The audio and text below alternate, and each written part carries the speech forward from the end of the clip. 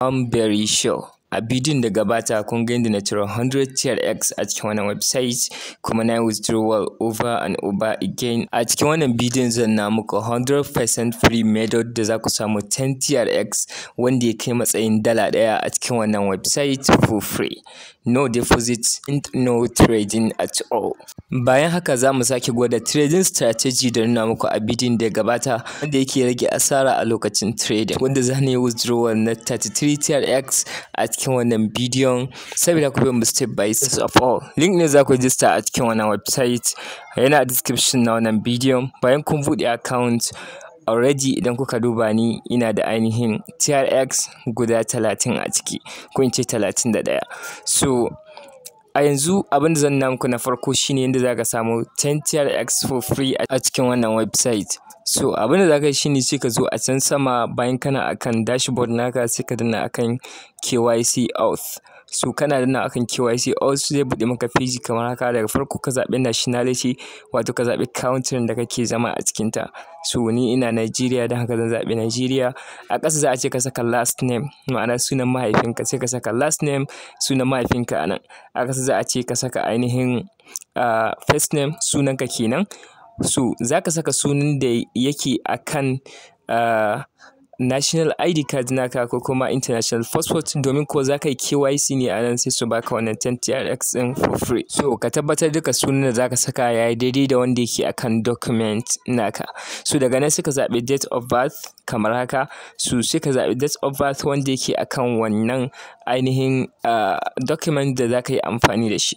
Bayan ka kammala sai ka danna akan next. So zai kawo ka zuwa wannan page ta inda za a ce ka zaɓi ainihin national ID card ko kuma international passport da za ka yi amfani da shi. So sai ka zaɓa. Bayan ka zaɓa, a can ƙasa za ka inda aka ce ka yi uploading na hoto, portrait photo na wannan documents naka. So a ƙasa za ka an nuna cewa ana son ya kasance four round corners na shi ko ina sun fito, saboda haka shi zai ba su damar su yi verifying naka kai tsaye successfully. So sai ka je ka yi uploading na wannan hoto ɗin kai tsaye na ainihin national ID card naka ko kuma international passport. So daga nan sai ka dawo sai ka danna akan submit. So bayan ka yi submit, abin zai nuna maka shine gashi nan pending approval. So za ka jira idan suka yi approval naka, abin da za ka yi shine sai ka dawo akan dashboard naka kamar haka. A ƙasa za ka ga customer service contact, za ka ga akwai na WhatsApp akwai kuma na Telegram. So sai ka zaɓa sai ka yi mishi magana, amma na fi ganin cewa ka zaɓi WhatsApp saboda Telegram wani wuri suna da restriction, za su iya hana ka musu magana. So ka zaɓi WhatsApp sai ka musu magana ta wannan ainihin WhatsApp number tasu, za su baka 10 TRX for free wanda ba tare da ka yi deposit ba kenan. So a yanzu kai tsaye kun ga yadda za ka samu 10 TRX for free. Saboda ka waje mu sake jarraba strategy da muka yi amfani da shi a wajen trading. So za ku ga akan dashboard ina da 30 TRX. So yanzu zan ɗan yi trading na minti 5 haka. So kai tsaye idan muka danna akan transaction ko kuma ka koma akan home page ka danna akan ETH/USDT zai kawo ka wannan page. So sai mu zaɓi 1 minute time frame mu danna akan buy. So kamar da kuka sani za ka iya shiga trading tare da kanka, ma'ana da ka ba tare da ka shiga signal group ba. Amma a koda yaushe ina recommending na cewa ka shiga signal group, domin ta signal group ta nan ne za ka yi amfani da strategy da muka yi a wancan bidiyo ɗin, wanda za ka rika rashin samun losing a cikin trading ɗin da za ka yi. So zan buɗe ainihin Telegram group nawa kamar haka, da kamar da kuke gani zan yi minimizing ɗin shi sai in dawo a cikin ainihin website ɗin.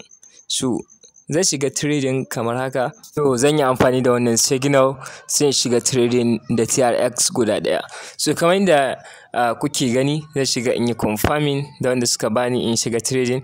So kamar da kuke gani dama muna amfani da wani ainihin strategy ne dama na sanar da ku, wanda shi wannan strategy ɗin za mu duba a duk lokacin da aka yi losing sau biyu, to na uku za mu shiga trade tare da su, saboda akwai yiwuwar winning, sannan za mu ƙara shiga trading na 4 tare da su. So yanzu bari mu jira time ya ƙare sai mu ga cewa mun yi winning ko kuma losing aka yi a wannan. To idan kuka duba an yi winning, saboda haka kai tsaye wannan strategy namu yayi aiki. So zan sake shiga trading, zan dan tsayar da video recording in shiga trading sai mu ga nawa za mu samu, daga nan sai in yi withdraw. Bayan amfani da signal 1, 2 zuwa 3, TRX ina ya kai 36 a yanzu yanzu kai tsaye zan koma akan main page, inda na akan withdraw zan koma a Binance in yi copy na wallet address kamar yadda aka saba na TRX, daga nan sai yanzu in saka a nan.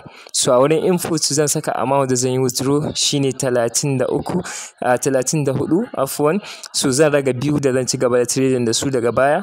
So za ku ga abin da zan receiving shine 33 TRX. So sai in danna in saka ainihin password sai in yi confirming, daga nan shikenan withdrawal yayi success. So a ƙasa da mintuna 3 wannan withdrawal da na yi ya shigo successfully a cikin wannan website. Saboda haka kai tsayen da ake amfani da ita kenan. Fatan ku ji daɗin wannan bidiyon, kada ka manta subscribing, liking da kuma sharing. Dukkan link za ku yi amfani da su suna a description na wannan bidiyon.